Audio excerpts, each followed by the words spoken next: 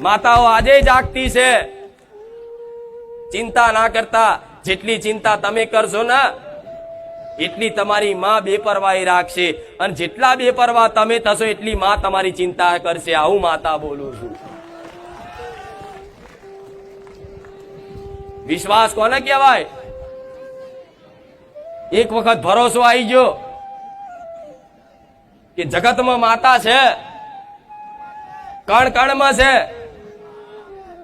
તો જો જગતમાં કદાચ માતા છે ને કણ કણમાં છે તો તમારા ઘેર નહીં હોય? શું તમારા દીવામાં નહીં હોય? તમારા ફોટામાં નહીં હોય? શું તમારા હૃદયમાં નહીં હોય?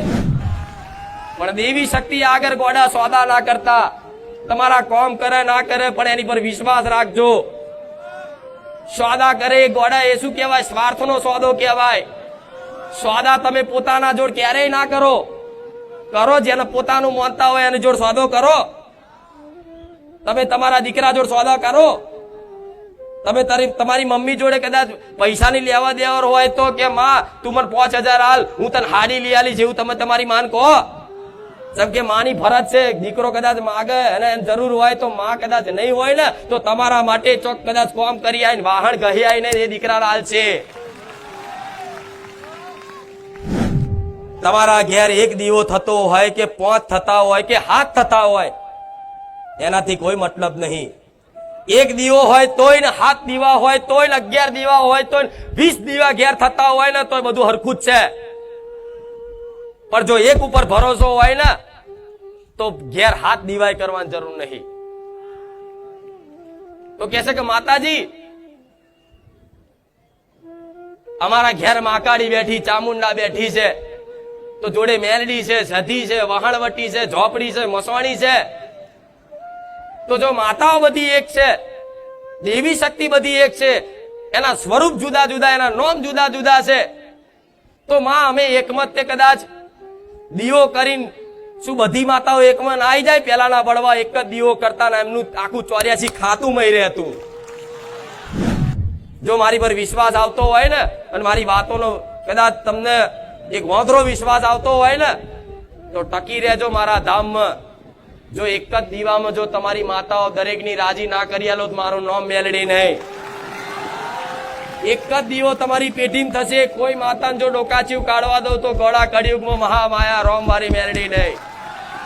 એક જ દીવામાં આજ લગીન કોઈ દુનિયાના કોઈ ભુવાએ ઉપાય બતાયા કે ના બતાયા?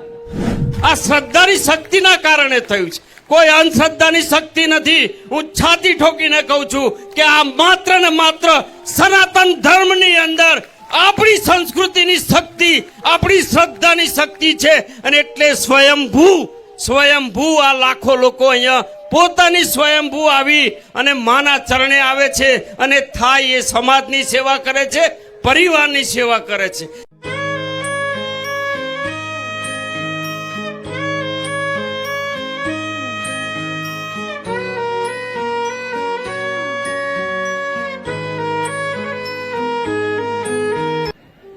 જેટલો આનંદ કદાચ આજે રવિવારના દિવસે તમને થતો હશે એના કરતા 1000 ગણો આનંદ મારા જેવી માતાને થાય.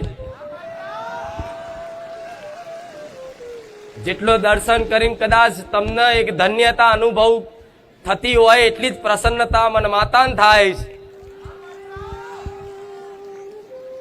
એક મનથી કદાચ ખ્યાલ આવતો હોય, વિચાર આવતો હોય કે મારી હાથ તારા દર્શન કરી અમે ધન્યતા અનુભવીએ છીએ તો તમારું જીવન ના ધન્ય બનાવી દઉં, મારું નામ ભવસર નહીં.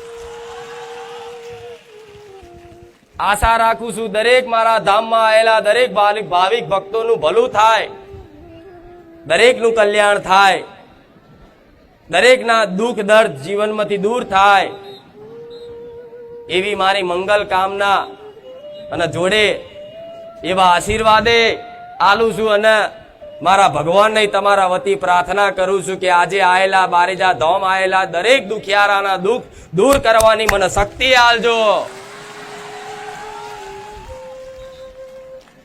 જેથી આવા ગરીબ ભાવિક ભક્તો માં કરી કાલાવાલા કરી કગરી અને મારા પારે રોતા આયા છે.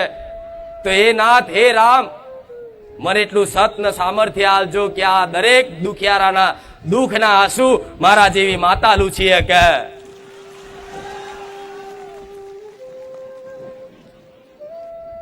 રડતા હો ને હસતા મોકલું એ સ્વભાવની માતા હશું.